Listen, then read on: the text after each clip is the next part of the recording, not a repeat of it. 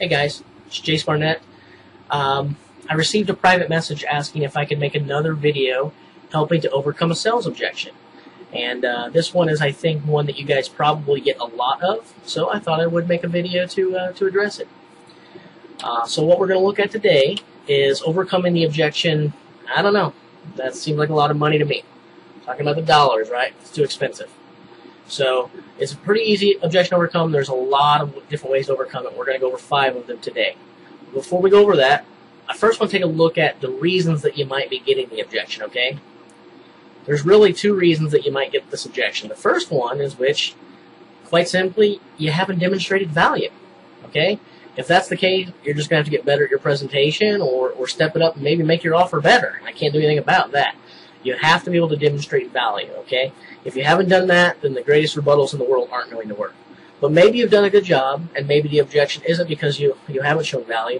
Maybe it's actually a good thing. Maybe the second reason that you're getting the objection is they're actually afraid they might say yes, okay?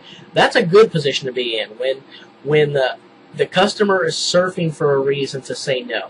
The fact of the matter is no one wants to be sold, so we all look for ways to scramble out of the deal. And it looks like a lot of money to me is a good way to backpedal.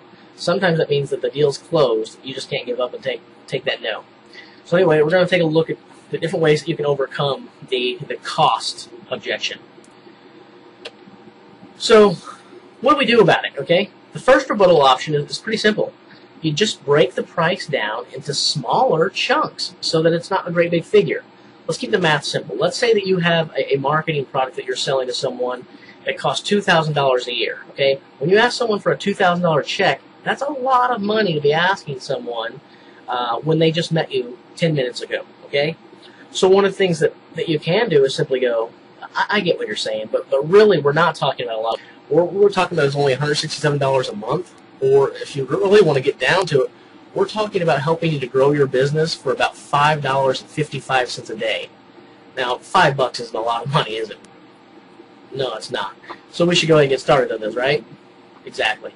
Okay, that's one of the ways that you can overcome this. Break it down into smaller chunks, okay? The second rebuttal option is to just go ahead and show a very meager and modest return.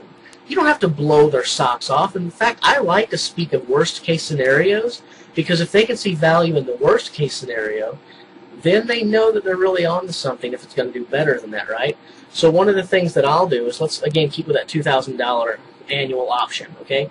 What I might say is, okay, John, what is your average customer worth to you? They might not know, and they probably won't, so you have to coach them along.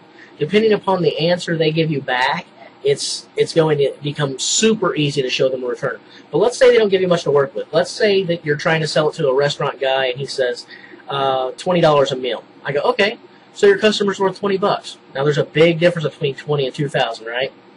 Okay, there's no reason to panic here. Here's how I would do that. I go, okay, John, so your average customer's worth like $20 to you when they come in here? All right, and if we can make a loyal customer out of him, what'd you say, he'd come in about twice a month, right? Yeah. He'll agree, especially if you nod and ask him. Okay, so that's $40 a month, so that's $480 a year. So we're right at about $500 a year is what your customer's worth to you. Wouldn't you agree? He'll say yeah again. And you're like, okay, so at $2,000, what we're really talking about is 4 customers, John. Now, this is what I'm passionate about, and this is what I do for a living. I'm really good at this. Even if I was horrible at my job, you would expect that I could bring you 4 customers over the course of the next year, wouldn't you? Well, yeah, that's pretty reasonable. So see, this is not something that, it would be really hard to lose with this. You can see that, right? I mean, if I was horrible at my job, I could give you a return on your investment where you're going to break even. So this is a kind of a no-brainer, isn't it, John? All right, let's go ahead and get started.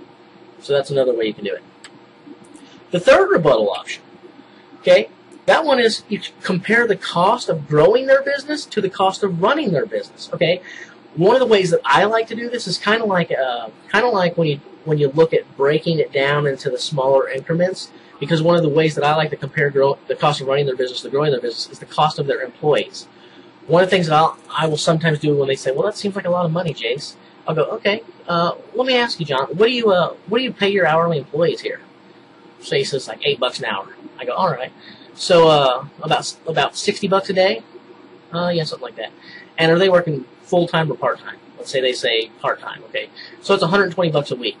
Okay, so you're paying that guy $500. You're paying your employees $500 a month, and as good as they are, and I bet you're proud of your employees. You're happy with the work they perform, aren't you? I mean, they do a good job for you, right? He'll say, yeah. Nobody wants to slam their employees, but you go, as good as they do their job. At the end of the day, they're really just a cost, and they're not bringing you any new customers in or helping you raise profits, are they? No, they're not. So you're paying $500 just as a cost of running the business.